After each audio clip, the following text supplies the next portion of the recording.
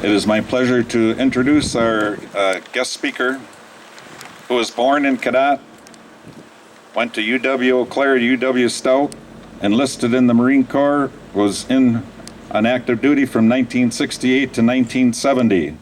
He was a Wisconsin state representative and senator for 18 years. He was inducted in the Harley-Davidson Hall of Fame in the year 2000. He is a member of numerous veterans groups, including VVA Chapter 5. He has been involved in numerous veterans causes. For example, the Veterans Home at Chippewa Falls, the naming and signage of state military memorial highways and bridges. He's been the primary or co-author of all veteran legislation while he was serving as a legislator. He also was instrumental in getting the Stanley Correctional Institution built in Stanley. He and Gary Wetzel wrote a resolution demanding action on Agent Orange, which was presented at the VFW National Conference in California that initiated federal action. I'm proud to present Dave Zien. Thank you. Thank you. Semper Fi, thank you. Thank you very much. I only got 12 minutes. I want somebody's thumbs to go up after I'm 12 minutes. God bless each and every one of you. Oh, it's not, no, yeah, I got, okay. There's just a lot to say, and I got a timer on here, so I'll be able to look at this. But bottom line is thanks to each and every one of you for being here, and thanks for all the honor that you bestow. Can everybody hear? Let's, I want all the veterans just to raise their hand. I want to see the veterans. Active military, raise your hands. Retired. I want everybody to give a standing ovation to all the veterans. Stand up on your feet and give a rouse, and remember the wall at the same time. God bless each and every one of you. Thank you. Give them a rousing applause. There's some amazing things that's happened during this All Veterans Community Picnic, and you perhaps know that it was an effort by the Eau Claire Chamber of Commerce leadership about the VVA Chapter 5 and all the sponsors and all the different people that contributed time, money, and effort. It's just unbelievable that everything came together. Sure, there should have been more people here, but the message that you are giving from today onward is what's very important. You are delivering the message that we will not forget. We will not give up. This wall is just a reminder. It's just a reminder of the sacrifice for those who have served, suffered, and sacrificed. The sight, sound, and stench of war can never be forgotten. It's a part of our soul and our very existence. But something is happening here this weekend that is unbelievable. On that far left sign, Home Front Heroes, the families, the factories, the farmers, the Home Front Heroes, the businesses, the prayer warriors, the public servants are being honored by veterans.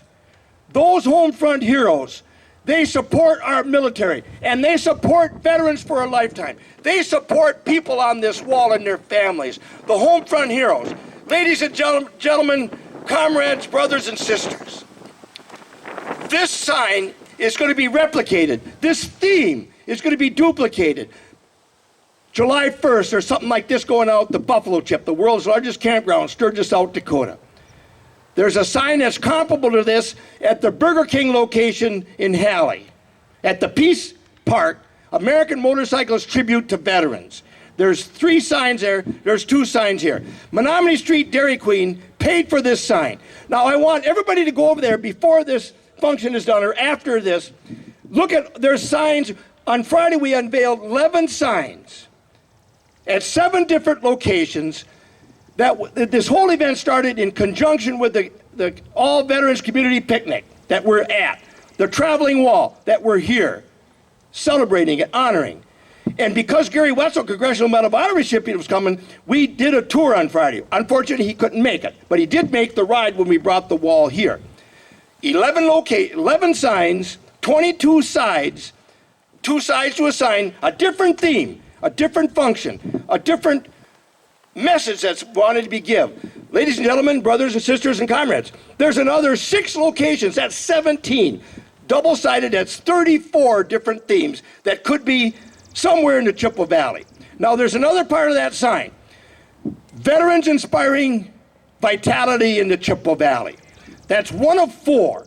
You're going to have to, after today, you're going to have to go down to Dairy Queen on Menominee Street, 1/2 mile, to look at this. One of 4. There's about 80 names on there. Another second of 4 is at the Burger King Halley Peace Park restaurant. That's got another 80 names. Now, flipping the names from back and forth, Chippewa County, Eau Claire County, this, Mondovi, Durand, the southern part here, over there was the northern, clear up to Rice Lake and Ladysmith. We were juggling names, so some of the names got to be in the 3rd and 4th sign. We don't know where the 3rd and 4th sign is going to be.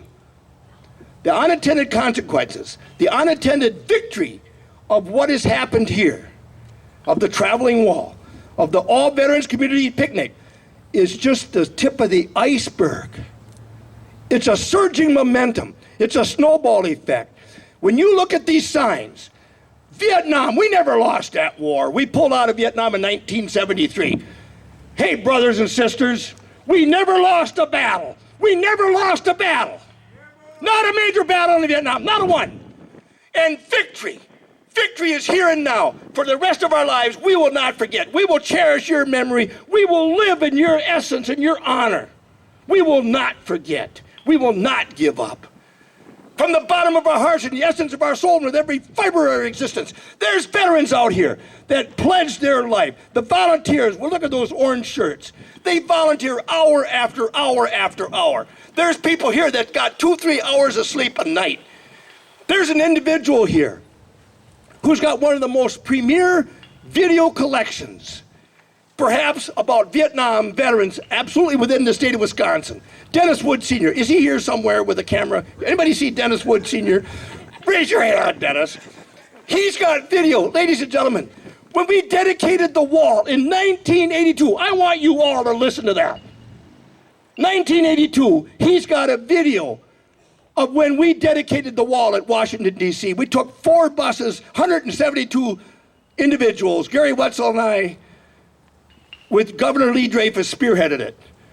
Dennis, I don't want to, he's devoted his life. There's a lot of veterans that's devoted their lives here to veterans, to helping others, not just veterans, the needy, the afflicted, the emotionally imbalanced, like some of us. Post-traumatic stress disorder, survivor's guilt.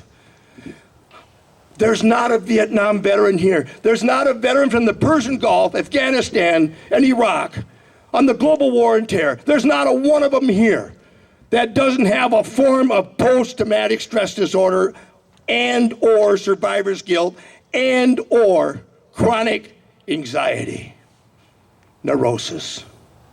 Not a one that doesn't have it. But that can be used for the positive. And that's what those signs are saying. We know that we've had imbalance and we're afflicted. We know that we've had hassles. We know it. But we're pledging to drive our lives to help those other ones. And veterans are honoring the home front heroes. Veterans honor somebody else. Every time. First of all, I want to see how many law enforcement, firefighters, EMTs are here.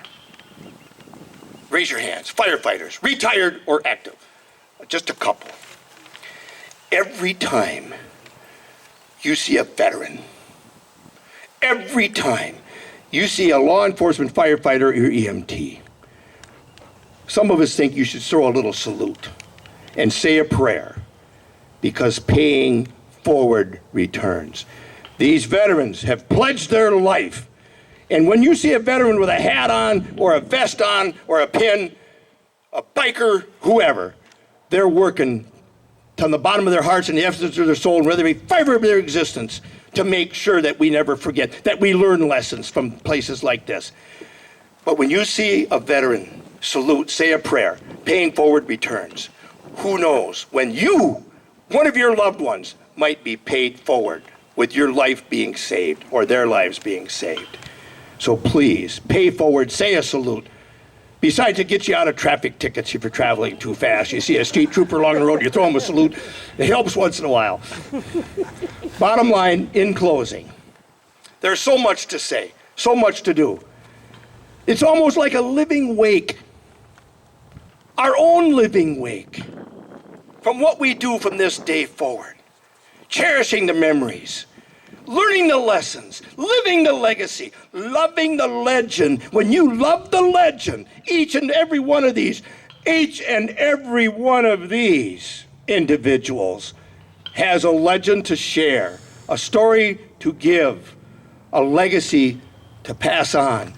All of our ancestors back to the Civil War deserve that recognition. On your great-great-grandmother's side, if you had an ancestor in the World War I, World War II, there's a form on that table next to those signs. You can order ribbons and medals that are entitled to. They'll get much more than ever on their discharge paper.